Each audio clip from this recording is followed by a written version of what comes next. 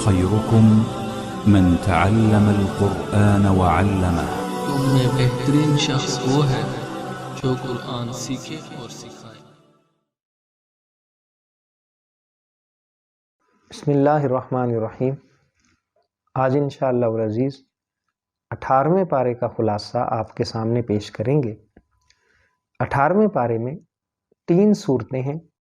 Number 1 سورہ مومنون، number 2 سورہ نور، اور نمبر 3 سورہ فرقان کا ابتدائی حصہ۔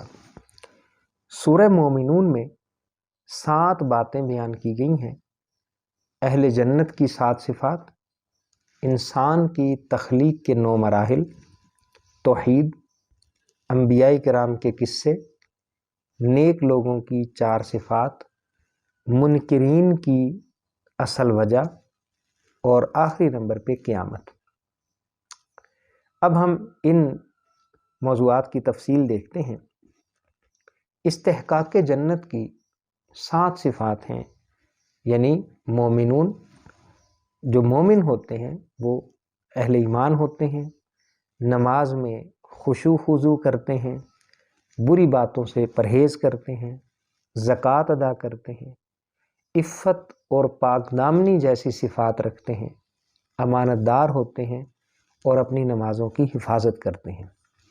انسان کی تخلیق کے 9 مراحل، یعنی وہ مٹی سے لے کے اور پھر ڈیفرنٹ سٹیجز سے ہوتے ہوئے موت اور پھر دوبارہ زندگی تک، یہ ساری چیزیں سورہ مومنون کے آغاز میں بتائی گئی ہیں۔ تیسرے نمبر پہ توحید کے 3 دلائل دیے گئے ہیں، جن میں آسمانوں کی تخلیق ہے، بارش کا ہونا، غلہ جات کا ہونا، اور اللہ نے جو مویشی پیدا کیے ہیں ان سے مختلف طرح کے کام لینا، فوائد حاصل کرنا۔ اسی طرح کچھ انبیاء کرام کے قصوں کا ذکر ہے۔ پھر نیک لوگوں کی 4 صفات ہیں۔ نمبر 1 وہ اللہ سے ڈرتے ہیں، نمبر 2 اللہ پر ایمان رکھتے ہیں، نمبر 3 وہ شرک اور ریاکاری نہیں کرتے، اور نیکیاں کرنے کے باوجود دل ہی دل میں اللہ رب العزت سے ڈرتے رہتے ہیں۔ پھر بتایا گیا کہ جو لوگ آپ صلی اللہ علیہ وسلم کو جھٹلاتے ہیں، جو آپ کی دعوت قبول نہیں کرتے، اس کی اصل وجہ یہ ہے کہ یہ دعوت ان کی خواہشات کے خلاف ہے۔ یعنی اگر وہ ان احکامات کو تسلیم کر لیں تو وہ اپنی خواہشات نفس کو کیسے پورا کریں گے، اس لیے وہ حق کو ماننے کے لیے تیار نہیں ہے۔ پھر قیامت کا ذکر کہ جن کا اعمال کا پلڑا وزنی ہوگا وہ اہل جنت اور کامیاب ہوں گے، اور جن کے اعمال ہلکے ہوں گے وہ ناکام ہو جائیں گے۔ سورہ نور میں 2 باتیں ہیں، 16 اس میں احکام اور آداب بیان کیے گئے، اور اہل حق کی 3 مثالیں دی گئی ہیں۔ ہم 16 احکام کو بعد میں دیکھتے ہیں۔ ان میں سے 2 مثالیں ہم ذکر کرتے ہیں کہ جو کفار ہیں، اہل باطل ہیں، ان کے اعمال کی مثال ایسے ہی ہے جیسے دور سے انسان کو سراب نظر آتا ہو۔ کوئی پیاسا انسان ہو تو اسے سراب نظر آئے، یعنی پانی نظر آئے، لیکن جب وہ اس کے قریب پہنچے تو وہاں کچھ بھی موجود نہ ہو۔ اسی طرح جب منکرین قیامت کے دن اللہ کے حضور پیش ہوں گے تو ان کے اعمال بھی اسی طرح بالکل ضائع ہو جائیں گے، ان کی حیثیت ختم ہو جائے گی۔ تیسرے نمبر پہ دوسری جو مثال ہے وہ یہ ہے کہ ان کے باطل عقائد ایسے ہی ہیں جیسے سمندر کی تہ بتہ تاریکیوں کے ساتھ ان کو تشبیہ دی گئی ہے، کہ جہاں انسان کو اور تو اور اپنا ہاتھ بھی نظر نہیں آتا۔ سورہ فرقان کے ابتدائی حصے میں توحید، رسالت اور قیامت کا ذکر ہے، اور اسی طرح اب ہم ان مضامین کو دیکھتے ہیں جو ہماری پریکٹیکل لائف کے ساتھ زیادہ متعلق ہیں۔ تو سب سے پہلے استحقاق جنت، یعنی جنت کا مستحق ہونے کے لیے جو 7 صفات ہیں، ہمیں یہ کوشش کرنی ہے کہ انہیں اپنے اندر ڈیولپ کریں۔ نمبر 1 ایمان، نمبر 2 نماز کے اندر خشوع خضوع کرنا، اہتمام کے ساتھ نماز پڑھنا، توجہ اور دھیان کے ساتھ نماز پڑھنا۔ نمبر 3 بری باتوں سے اور برے کاموں سے پرہیز کرنا۔ نمبر 4 زکوٰۃ ادا کرنا۔ نمبر 5 عفت، پاکیزگی، پاک دامنی اختیار کرنا۔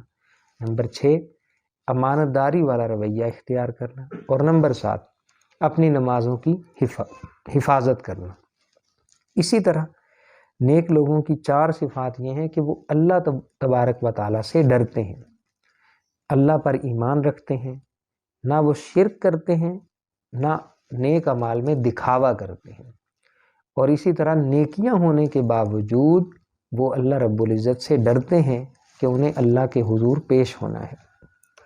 اس کے بعد جو سورہ نور میں احکام ہیں ان کا سرسری سا جائزہ لیتے ہیں کہ بدکار اور بدکاری کرنے والی عورت کی سزا 100 کوڑے ہے۔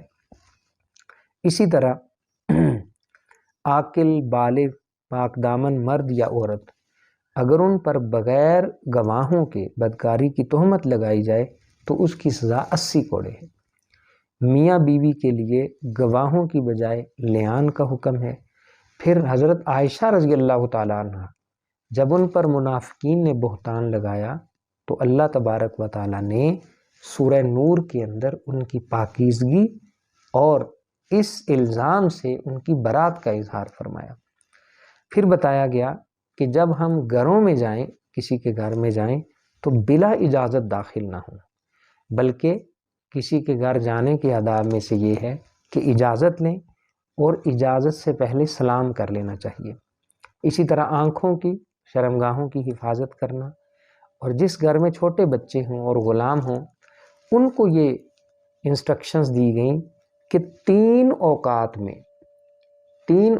میں جب وہ خلوت گاہوں میں داخل ہونا چاہیں تو اجازت لے کے جایا کریں۔ نمبر 1 فجر سے پہلے، نمبر 2 کیلولے کے وقت، اور نمبر 3 رات عشاء کے بعد۔ ان کے علاوہ وہ بغیر اجازت جا سکتے ہیں۔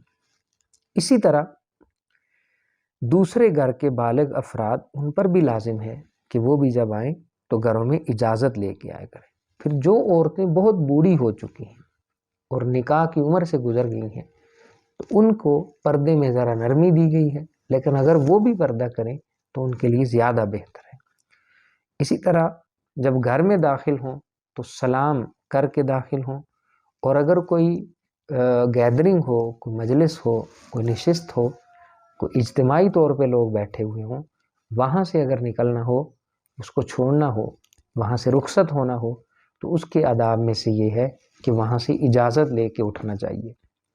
اور اسی طریقے سے پھر حکم دیا گیا کہ اللہ کے رسول کو ایسے نہ پکارو جیسے تم آپس میں ایک دوسرے کو پکارتے ہو۔ تو یہ وہ پریکٹیکل لائف ہیں، پریکٹیکل پرنسپلز ہیں جو ہمارے فیملی سسٹم سے ڈائریکٹلی ریلیٹ کرتے ہیں۔ تو ہمیں چاہیے کہ اپنے گھروں کے اندر ان قرآنی اصولوں کی پریکٹس کو یقینی بنائیں تاکہ اللہ تبارک و تعالیٰ کے فضل اور اس کی برکتوں کے حقدار ٹھہر سکیں۔ اللہ رب العزت ہمیں عمل کی توفیق عطا فرمائے۔